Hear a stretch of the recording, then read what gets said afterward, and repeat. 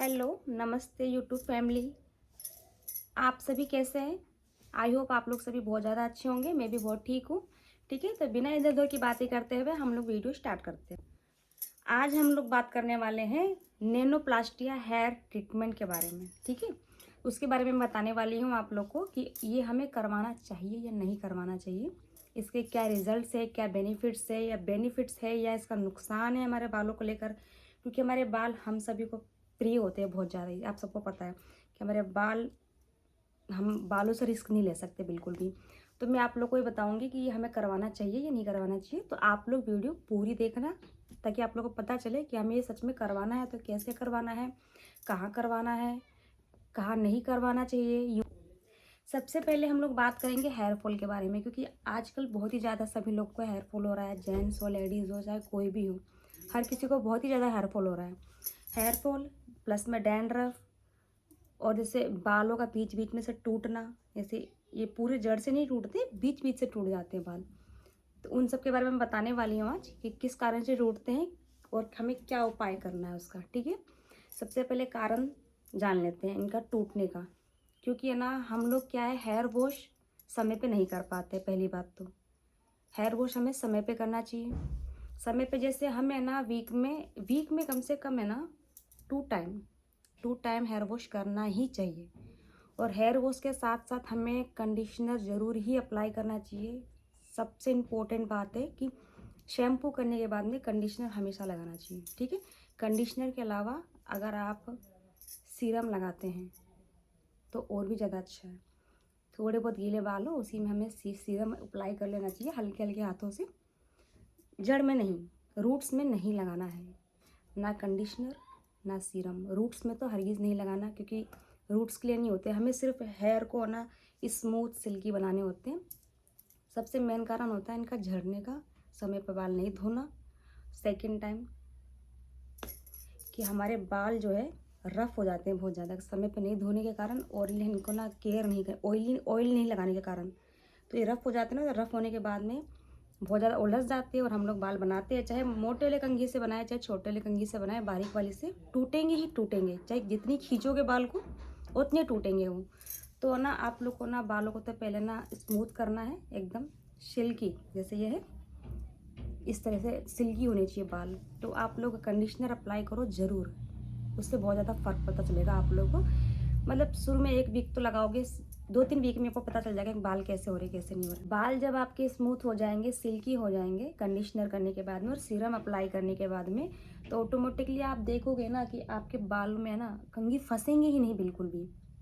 Only है ना एकदम ईजिली आपके बाल है ना ऐसे, मतलब आप बाल बना सकते हैं। और सबसे पहले ना आप हमेशा बाल बनाए तो सबसे पहले मोटे वाले कंघी से बनाना चाहिए, पतले वाले कंघी से नहीं बनाना चाहिए। पहले उस सुलझाए मोटे वाले कंघी से, इससे क्या हेयर फॉल कम होता है, बाल ज़्यादा नहीं झड़ेंगे ना टूटेंगे। तो ना हमेशा मोटा वाला कंघी यूज़ करें। बहुत ज़्यादा लोग कंफ्यूज रहते हैं कि हमें शैम्पू कौन सा अप्लाई करना है, कंडीशनर कौन सा लगाना है। तो इसमें कंफ्यूज वाली कोई बात नहीं, मेरी मानो तो आप ना कंडीशनर तो कोई भी अप्लाई कर सकते हो, जो भी ज़्यादा अच्छा स्मूथ करता हो और लिक्विड हो अच्छा, वो अप्लाई कर सकते हो। जैसे कि डव का कंडीशनर मैं यूज़ करती हूँ, अच्छा होता है बहुत ही ज़्यादा, बाल भी बहुत अच्छे से स्मूथ करता है। ठीक है, और आप शैम्पू आप लेना चाहो तो जो आपको अच्छा लगता है, जो हमेशा आप यूज़ करते हो वो ले सकते हो। और उसके अलावा शैम्पू आप हेड एंड शोल्डर सबसे बेस्ट होता है डैंड्रफ वालों के लिए, सबको पता ही है। तो हेड एंड शोल्डर भी यूज़ कर सकते हो। उसके बाद आप डव के कंडीशनर से आप अपने बाल कंडीशनर कर सकते हो। अब हम बात करते हैं नैनोप्लास्टिक या हेयर ट्रीटमेंट के बारे में। ठीक है, तो इसका तो सबसे पहले है ना बेनिफिट ही है, नुकसान नहीं है।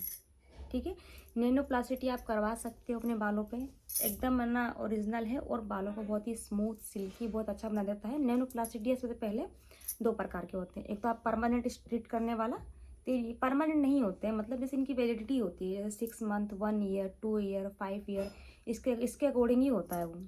ठीक है, परमानेंटली कोई चीज़ नहीं होती है, तो ना इसका ना वैलिडिटी होती है।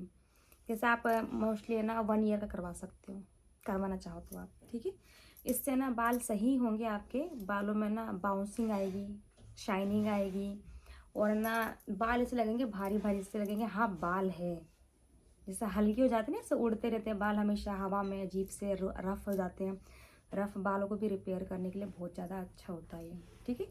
नैनोप्लास्टिक करवा लेते हैं तो हम, अगर इससे क्या है ना, हमारे बाल जैसे जो भी डैमेज बाल होते हैं वो तो ख़त्म हो जाते हैं, और अच्छी जो जैसे न्यू ग्रोथ बाल होते हैं, न्यू बाल आती है तो वो अच्छी ही ग्रोथ करती है और अच्छे बाल ही आते हैं उसके बाद में। मतलब ये 1 ईयर का मतलब मैक्सिमम होता है, आई थिंक 1 ईयर का करवा सकते हो। तो इसमें आप दो तरीका है, कोई से भी करवा सकते हो, या तो ओनली नॉर्मल वाला, या फिर आप वो हेयर स्ट्रेट परमानेंट करने वाला, आपको जो जो अच्छा लगे, जो आप अफोर्ड कर पाओ, ठीक है। तो देखो मैं दिखाती हूँ आप लोग को उसका रिज़ल्ट। आप लोग जैसे कन्फ्यूज़न रहते हो, हमेशा कन्फ्यूज़न में रहते हो कि है ना, पता नहीं ये कैसा होता है कैसा नहीं होता है। ऐसा कुछ नहीं है। देखो मैंने थोड़े क्या रबड़ लगा लिया था, तो वैसे थोड़े से ऐसे फोल्ड हो गए होंगे। कल मैंने हेयर कट भी करवाया था और नैनोप्लास्टिक भी करवाया था। देखो, तो ये एक प्रकार का ना प्रोटीन होता है जो हमारे बालों में लगते हैं, तो उनसे ना बाल जो डैमेज है वो सही हो जाते हैं और बाल ठीक भी हो जाते हैं। तो इससे कोई नुकसान नहीं होता है बालों को। हाँ, लेकिन इस बात का ध्यान रखना कि आप ऐसे वैसे किसी भी मतलब सैलून में जाकर ना करवाएं। जहाँ आप जानकार हो, आपके ट्रस्ट हो आपको उनके ऊपर, तभी करवाना। ऐसे नहीं किसी के पास भी जाकर करवा। देखो बहुत अच्छे बाल हो गए। और ऐसे तो बाल हैं मेरे, लेकिन ऐसे इकट्ठे करते तो पता नहीं चल रहे, क्योंकि मेरे पतले बाल बहुत ज़्यादा हो गए थे। अब धीरे धीरे रिपेयर ठीक हो रहे हैं बाल। तो देखो लग रहे हैं ना हैवी बाल, तो ये मतलब अच्छे लगते हैं बहुत ही ज़्यादा इसके बाद में बाल। और इसके अलावा आप है ना, ये ना आप अफोर्ड कर पाओ, तो इसके अलावा आप जब भी हेयर कट करवाने जाते हो आप, मतलब 7-8 महीने के अंदर, चलो छोड़ो आप 1 ईयर भी कर सकते हो, लेकिन 7-8 महीने, 8 महीना हद से चलेगा। हेयर स्पा भी ले सकते हो आप, ठीक है। हेयर स्पा भी बहुत बेटर होता है बालों के लिए। हेयर स्पा में सब कुछ मिल जाता है आपको, ठीक है। वो लगाएंगे, प्रोडक्ट लगाएंगे आपके बालों में, उससे बाल स्मूथ भी हो जाएंगे। फिर स्टीम करेंगे, मसाज देंगे, हेड मसाज, वो भी आप ले सकते हो हेयर कटिंग से पहले। हेयर कटिंग से पहले लोगे, फिर उसके बाद में हेयर कट करवाओगे ना, उसके बाद में वो अपना जो भी आप स्ट्रेट कराओ, रोल करवाओ, उसके बाद बाल देखना आपके बहुत ही ज़्यादा शाइनिंग करते हैं और बाउंसिंग भी लगते हैं बहुत ज़्यादा बाल। तो आप करवा सकते हो। नैनोप्लास्टिक में आपको, अगर आपको अभी भी डाउट हो तो कोई बात नहीं, लेकिन हेयर स्पा तो नॉर्मली है, हर कोई करवाता है। पार्लर में जाकर करवा सकते हो, जहाँ आप हमेशा पार्लर में विजिट करते हो, ठीक है। तो आप जाके करवा सकते हो। आई होप आप लोग का डाउट क्लियर हो चुका होगा। और देखो मैंने रिजल्ट दिखाया है, फेक नहीं है कोई, रियली है।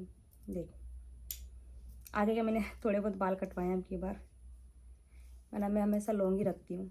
तो बाल बहुत ही अच्छे लग रहे हैं मेरे भी। अभी तो उनको वॉश भी करना है, वॉश के बाद भी ऐसे ही रहेंगे बाउंसिंग से। बस यही कि मैंने स्ट्रेट नहीं करवाए। मुझे स्ट्रेट क्या मैं कर लेती हूँ जब खुद ही करना होता है, जब, बल्कि ऐसे हैं। देख लिया आप लोगों ने, तो आप लोग करवा सकते हैं।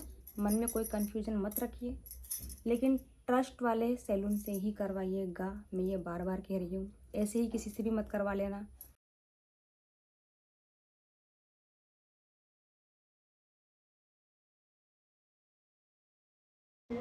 उसके बाद आपके ना बालों को थोड़ा बहुत पोंछेंगे, क्लीन करेंगे, लेकिन ज़्यादा क्लीन नहीं करेंगे, क्योंकि प्रोटीन लगाना है ना। तो प्रोटीन क्या है, गीले बालों में ही लगती है। तो उसके बाद प्रोटीन लगाएंगे। प्रोटीन के लिए पहले बालों को डिवाइड कर लिया अच्छे से, और थोड़े थोड़े बाल लेके प्रोटीन लगाया जाएगा। इसमें देखना आप किस तरह से लगाती हैं दीदी। देखिए इस तरह से लगाते हैं, थोड़े थोड़े लेकर बालों में प्रोटीन लगा के इनको इस तरह से रब करती हैं, और फिर दोबारा बाल निकाल के इसी तरह से रब कर करके लगाएंगी। तो हम थोड़े थोड़े बालों में, ताकि अच्छे से प्रोटीन लग जाए सभी बालों में। प्रोटीन अच्छे से अप्लाई करने के बाद इसे कम से कम आधा घंटा या 25 मिनट रखते हैं। इधर इन्होंने भी अपना करवा लिया दाढ़ी पर। तो उसके बाद थोड़ी देर रखेंगे, उसके बाद में आगे का प्रोसेस कंप्लीट करेंगे। इसके बाद हेयर ड्रायर से है ना, थोड़े थोड़े बालों को लेकर ऐसे बाल बनाते हुए सारा प्रोडक्ट को है ना ये रिमूव करते हैं। जैसे जैसे ये दिख रहा है आपको, हवा में उड़ रहा है धुआं। ये धुआं नहीं, प्रोडक्ट है जो है ना, प्रोडक्ट को बालों से निकाला जा रहा है। अब इस तरह से स्ट्रेट भी कर देंगे और प्रोडक्ट बाहर भी निकल जाएगा। और ये क्या ना, इसमें ऑनियन का होता है, तो आँख में बहुत ज़्यादा जलन हो रही थी, लग रहा था आँख में। लेकिन इसके बाद बाल आना स्मूथ हो गए थे और स्ट्रेट भी हो गए थे। जैसा आप देख ही सकते हो।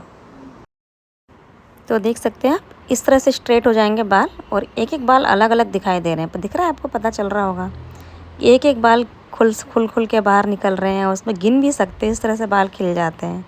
और बाउंसिंग भी आ गई है, देखो हेयर भारी भारी भी लग रहे हैं मेरे।